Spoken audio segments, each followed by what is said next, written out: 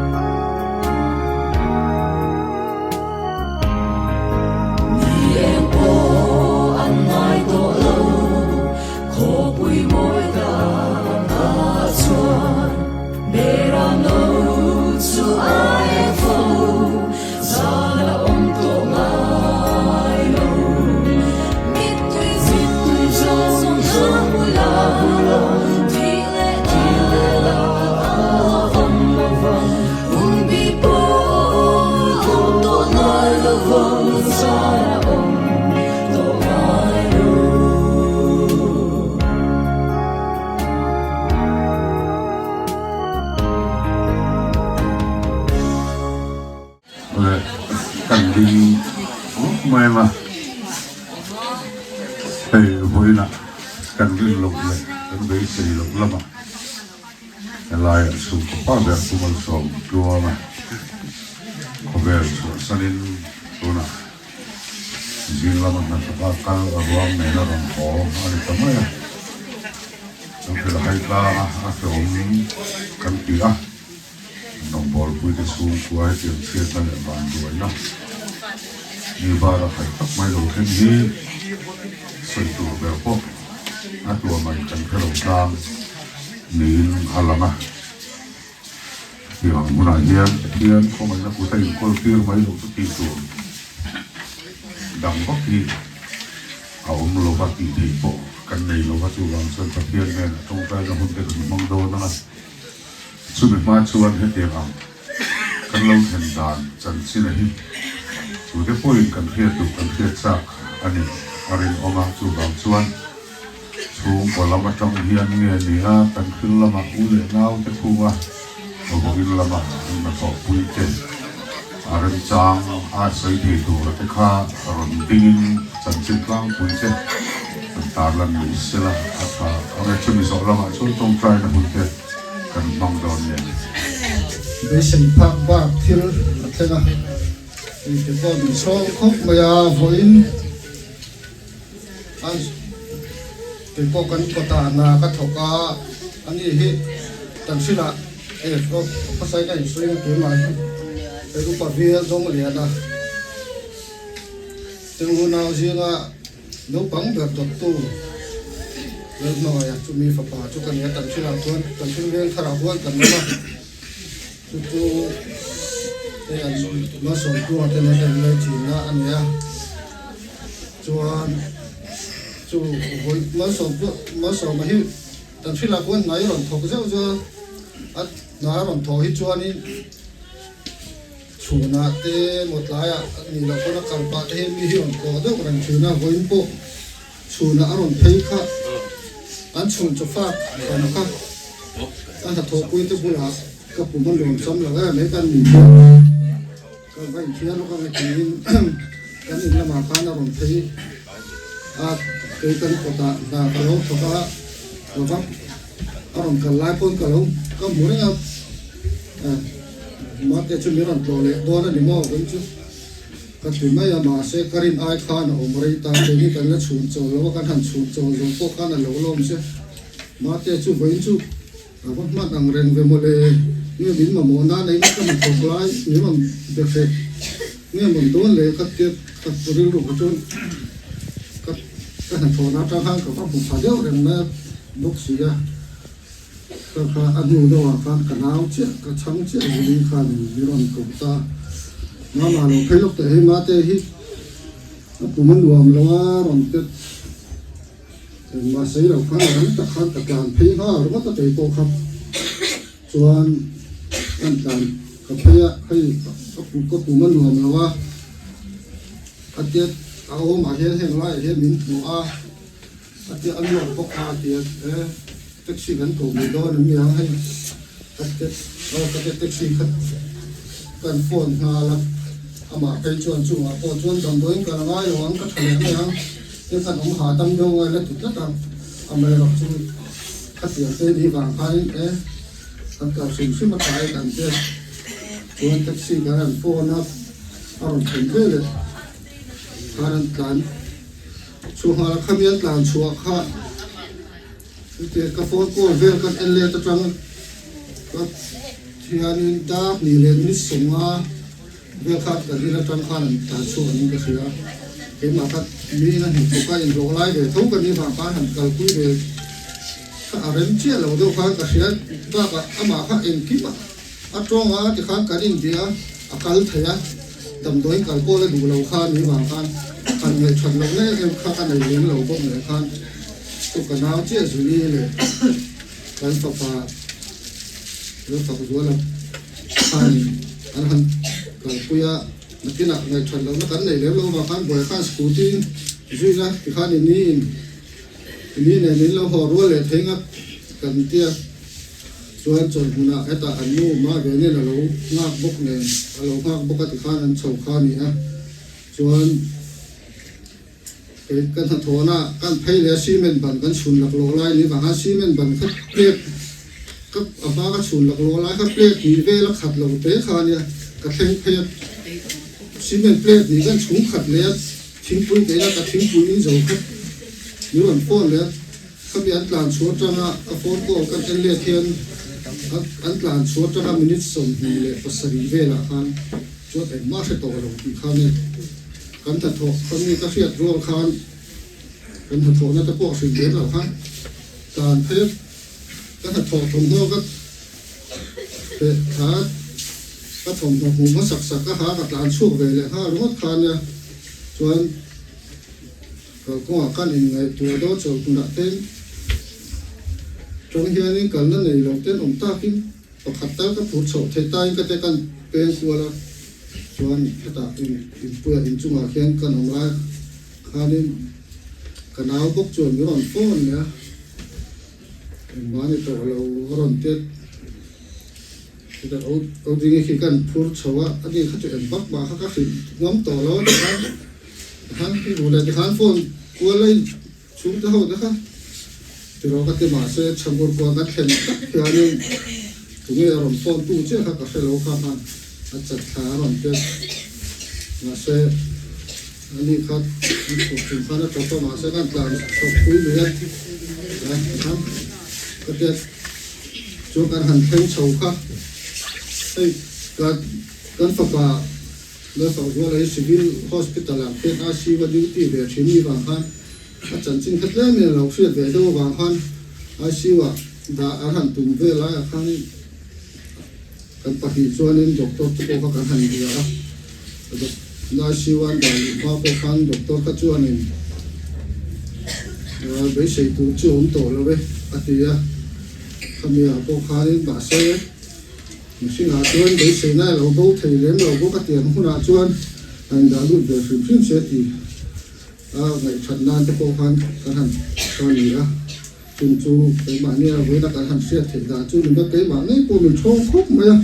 มันมีพวกชงเยอะระหว่างเจ้าติดกันนะสิ่งที่ใส่ที่กระเทียมเราก็การแต่ก็ใส่ที่ต้มไม่เยอะใช่ไหม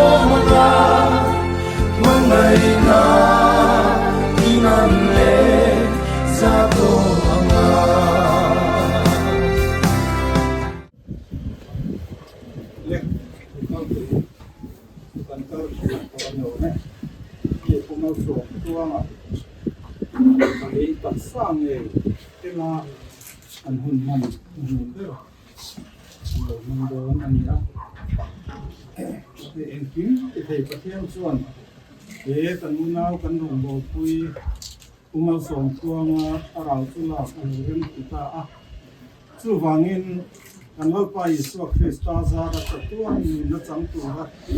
ko le sei na chu bingo pa che paten akapsa chu le chunga le chu le ya bai bu chu bai ta kan lo da don ta ani kanom na le in chiat ma sela wana in ku ta saklo chatuan om to Pathian he na ta in chu ani kan si in vana tangin o ka sia a to nuwa chuan mitthi lalpa thi te chu nei nga tho lang an thorin na te chu an cho san tu ang an thil ti te chuan a ron zui ve don si a harawin ati an ril tram le to lovanga an tui hal le to hek lovang ni in ahem hek lovanga lung reng poin ati om hek lovang nun na tui kura te khuayanga biram no lar tu pha lai o ma chon veng tu ani anga nun na tui kura te khuayanga pathianin an mit ta mit rizong song a fai to ang lalpana thu malmin som sa to se ka tong trai anga tong trai so na som na soi zui anga ti lai kan hun chu kan lu tok don nia tong trai lalpa kan pathian du tasmin mai tu ei tu huna hian kan una kan rong bo pui Malsawmtluanga lalpa kan pathian kan lathak le em le rombol ho te kan lan lo em lain lalpa ke ni fing te ngai chuan a hun lo taka namma ngai ro chuan lalpa en ruat te tel na wangin a hun ko aniang in kan ring amai ro chu te ni ho ro kan lai tiang lo ho han ho te lalpa ni tiang lo wa chuan sa in alo le pa ni chu panau chu ka kai chuan lalpa kan pathian ei ro re na lo ken hi ma an tien tiang harat ti he ang tu kan ringani chu tiang chu lalpa ni ma sela voina hian ti thei kan le lo zia takin lo langa lalpa tu na hian ama taksa nge chu helaya ama ne na kan hun gar mangin lalpa he na kan ko tu ani khoi takin lalpa hu ang sunga lo lo la nang lo kuang kwa la voina hian lalpa ke ni hing te a chung khat lai na te kan mai em lai hian van lam ero chu lalpa an long ve thumang ti kan ringa voina hian van lam chuan lalpa lo na an sang ve tung go ni tung kan ti chu ti ang mai rong do tu koi mo ta na than ngai em mai ani wangin lalpa kan takian voina hian kamwa takin ma kan on lalpa kan takian chu ti rolin anu pui panau ka ule nau nu le pa te lalpa kohar takin arong do na ni kan ti a Tingdan ani kanin mangai le wangin lalpa kanin thatela chuti rol chuan lalpa khongai takinan thin lunga iwan thamuan na ron khen tirla I chen chil na tharau siang limpol na dum takan chan thei na turin le chung lam Jerusalem tir chunga ele ayan lalpa kan pathian ngaglil takin kanin to khong le na hun tir chunga an nun te an man thiam thei na turin Karau thiang himin nang in kai kuila lalpa an thin lua thamuan na re thei lo nang ma tanga chuak nge chuan I chen chil kan duan tan kan lo bum sakani lalpa kan pathian ei tu nuna hian tiang a hun lo tak mai le thalai tak a hun kan ti lo lai tak mai ngan kan san mai hi Kohhran te tan ko Malsawmna chan tirla lalpa ikhua ami thiang lim ti na lalpa ngai chuan takani tian yang khan Malsawmtluanga tihna hi lalpa tak ani theina turin tuna hian nun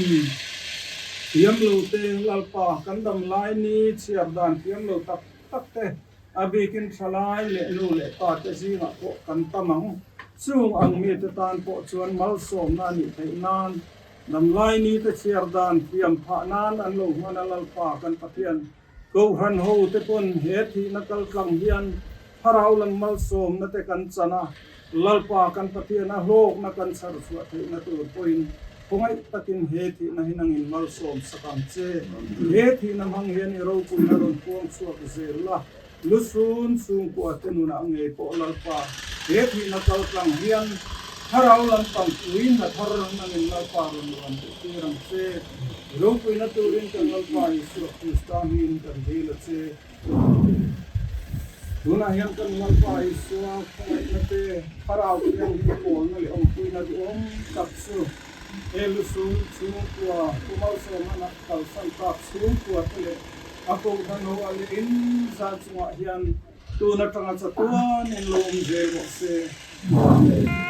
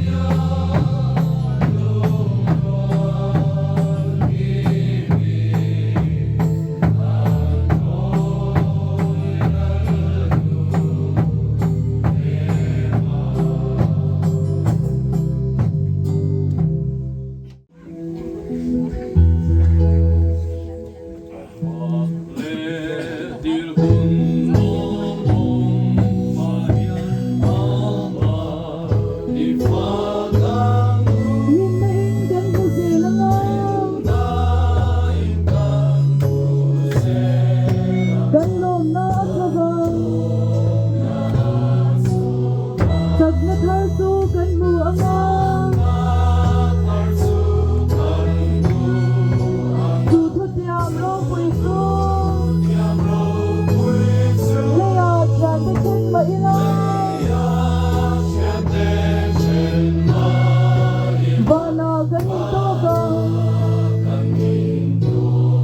mangai na agalom om en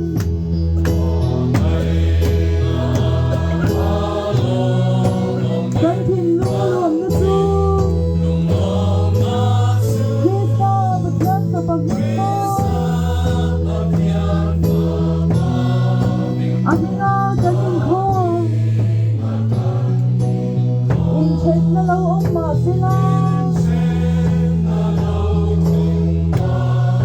at sa tiyama bangkwan Bese na in na ginagawa Bana kanin ko kang Pinlaya ganlaw hahunin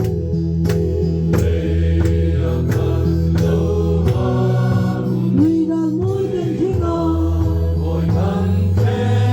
Kung kwaa kan hareng munso Turam ay mo'y takso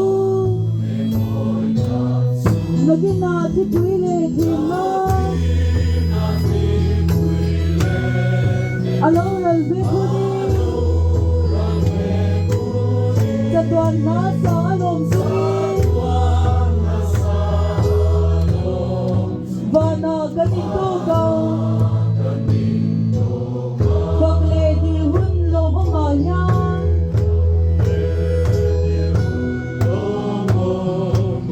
Ama ipakang hu Hinahin kan musela na Ganlom na chhawn Sak na thar su kan mu anga Tu thu tiam ro pui su le ya cha te chen ma ila bana ganito ka mangai na agalom om en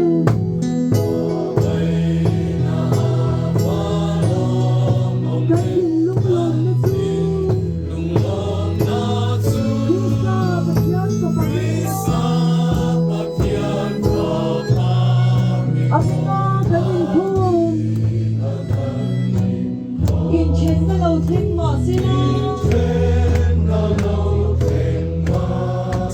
athu tiama bangchuan Bese na in na kina chuan Vana kanin to ka Kinleya ganlaw hahunin Luiral mo'y kan thenga Kung kwaa kan hareng munso Turam ay mo'y takso